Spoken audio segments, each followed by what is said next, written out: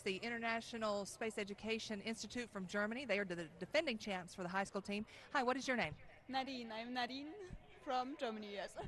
And Nadine, tell me about your buggy and the design of that. Is it based on last year's winning buggy?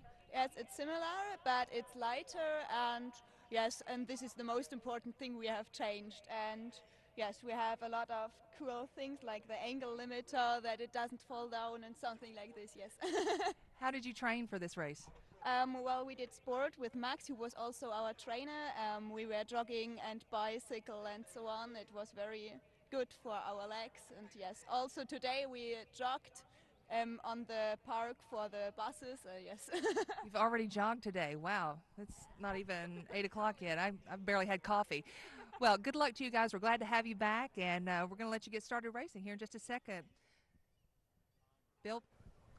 All right, thanks very much, Lori. And yeah, we're ready to go. The German team is all set, and I guess they're sitting there at the start line getting last-minute safety checks.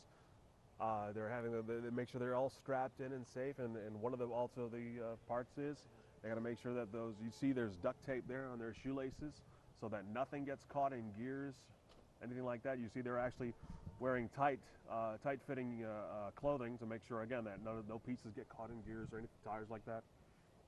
Bill, this German team is just an amazing team. They have accessories that are part of the lunar rover. They will simulate all kinds of equipment that was actually used on the moon.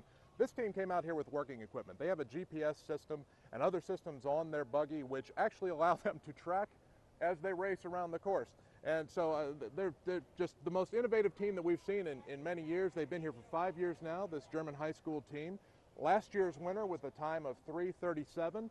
We're going to see if they can beat that time today. That's also some of the other rules and regulations that they put with the moon buggy is the organizers put this thing together to try to, again, simulate the challenges that the real scientists had to go through in order to build the real lunar rover that rolled on the moon.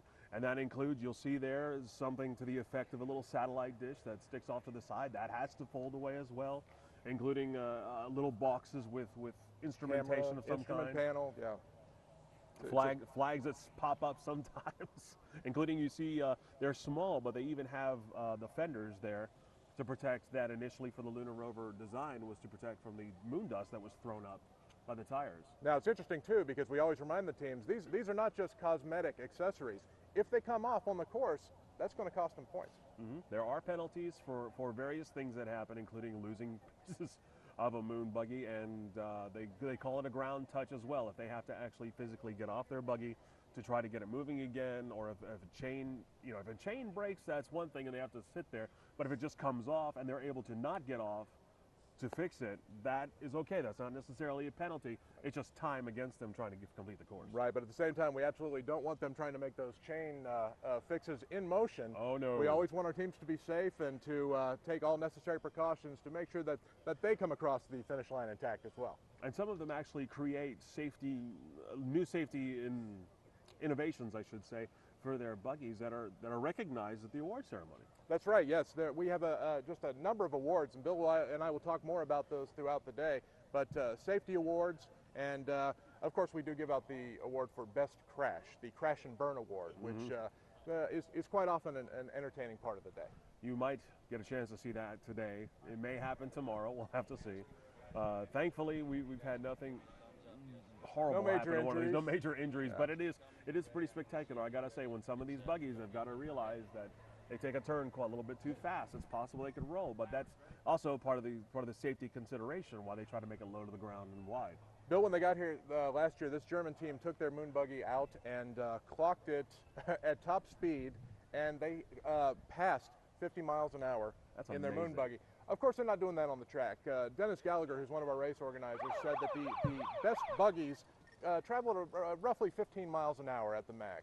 Looks like they're off and running, and we are underway here with the 18th annual NASA Great Moon Buggy Race. Team number 1, Team Germany. And there they are. They're heading up the first hill just beyond the space shuttle. They went over the first obstacle, no problem. Here they are cresting the hill. You might have trouble seeing it, but they are cresting the hill up at the top. They got over that second obstacle there. Coming down, looks like their flag flying behind them. The first thing, now this is one of the changes they had to make this past year, is put that little curve in there because people were hitting that big big obstacle there, Lunatic Crater, a little too fast. We softened that hairpin turn quite a lot, and I think it's absolutely going to speed people up today. You'll notice throughout the day, teams will will have their folks running alongside their buggies, and the support that they get from their groups. Teams are allowed to bring up to 6 members, but you'll see teams here today with cheering sections who come in by bus with them, and they will have dozens of supporters. Now this is always a hard part, coming up that long, it's a long hill. It's not necessarily a bad gradient, but that's kind of a long slog, but it's not the worst hill coming up here towards the end. But let's see, they're going to come up towards this way, towards our hairpin turn. You'll be able to see a few of their team members running alongside them. Let's see, there's one right there. We watch them, they sprinted by us not 20 seconds ago as they come around the outside of our lunar crater here at the U.S. Space and Rocket Center. Our drivers are 18-year-old Max Frank and 17-year-old Nadin Roessler. Of course, every team has to have a male and female driver. And these are 2 to reckon with. Looks like they are down in the craters. Yep. They're still coming around the outside now. They've entered the crater where our lunar excursion module sits.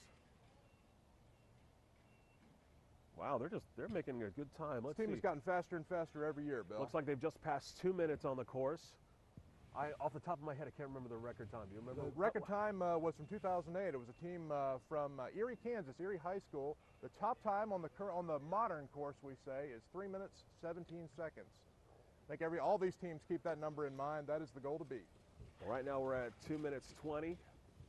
Just passing that. Just a blistering pace, Bill.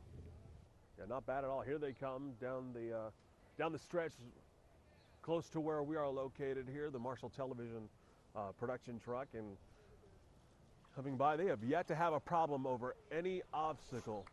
They're slow down there for the first time. Yeah, they have to push their way through that one. This is where fatigue may be coming in because they're going under the Saturn 1B rocket right now. Now here's the long slog I was talking about. They've got to head up that last hill. At this point, Bill, an awful lot of teams are really physically exhausted. This is a tough course. I believe we've softened a few of the obstacles this year just because we have so many newcomers. Yeah. But I tell you, this first team is not slowing down today. Yep, and looks like all right, they made it to the top of the hill, no problem. They're coming down the back side of the hill where they can relax just a little bit, help them move a little bit. Trust me, they are there. I know you're not able to see them, but here they are coming around the base of the space shuttle towards the finish line, where Lori should be, and maybe she'll be able to talk them in. They're on pace. Yes, I can hear you, Bill. Score. Oh, fantastic. Yeah, they're coming across that last obstacle right now. Should Should be a pretty good time for them. This is the International Space Institute, Space Education Institute from Germany, and you can see they're exhausted right here. I don't know if we can get in a word with Nadine again, but how'd it go out there? Yes, it was great. It was great. Complicated. Well, with the hills and everything. But I'm going to let you catch your breath and get out of the way there. We also have right now at the starting line, we have Jupiter High School Team 1 from Florida.